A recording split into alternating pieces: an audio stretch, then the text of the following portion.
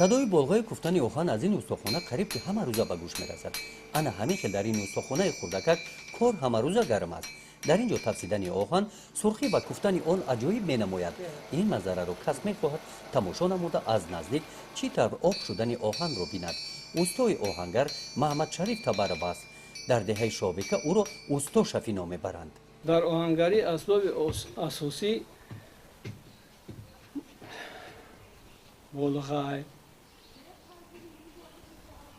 امبرای برای قبیدن اوهانو سرخ کردن اوهانو با واسطه کمر آتش با چرخ تیز کنیه اساس شامل سه چیزه سندوم آتش بلغایی هم کوری. در تیار نمودن محصولات برای охангар در برابر اوهان استفاده آب و آتش مهم است. میگوید استا تنور آتشدان از پدرش استا ربی مانده است. استا ربی هنرمند شناخته سالهای 70 عصر گذشته بود. بعد او آتش این تنور خاموش نگشت. از پای پدر هنرش را محمد شریف ادامه داد. کسبه پدریه. ما پدرمون آموخته کسبه را و با فرزندا آموخته استیم. موزونده استیم با فرزندا. هنر охангари خوبیش همه که پیش یکون کس محتاج نمیشه. دایم رزق روزی هست در حسابی همین. زندگانی تا پیش میبری.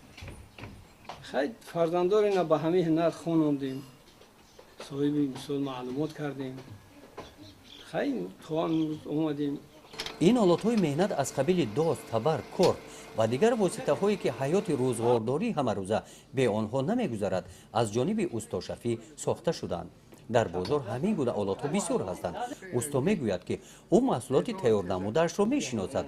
آنها نشانه خود را دارند. نشانه استا شفی گولی بید است که آن در محصولات ساختش عکسش موجود میباشد. پدرش استا ربی هم محصولات‌هایش را با همین نشانه به بازار میبرآورده است. بعد هر کس محصولات تیار کردگی خچه میشناسد. همون استایی که محصولات تیار کردگی خچه باید مهر داشته باشد، نشانه داشته باشد. محصولات شما چی نشانه داره؟ محصولات ما نشانه گلی بید داره. برای چی گلی بید شما انتخاب کردین؟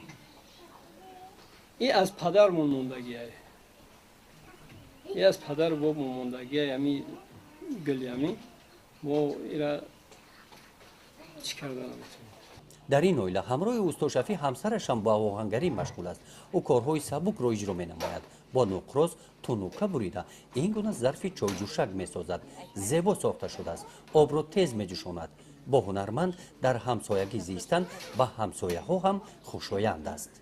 همسایه охангари همین قدری که میای یک بالش میگوی، یک برکت با کرد میگوی یا که یک خرابوی نداری، یک چیز شکسته یا یک مثال چی در میای شریف ساز میکنه میتا در دست میتا با رحمت میگوی با این قیدگر با وقتش خوش میشه که مثال محصولاتی دستی من اینا همسایه برده استن یا چی که استن خرسان میشه و هم خرسان میشه ما هم خرسان میشیم با کروی را میکنیم میگیم آفرین تی قدر آفرین تو این قدر کروی ناز میکنی مهنت سخت مهنت میکنه. هنری охангари در این اویله اولادی است.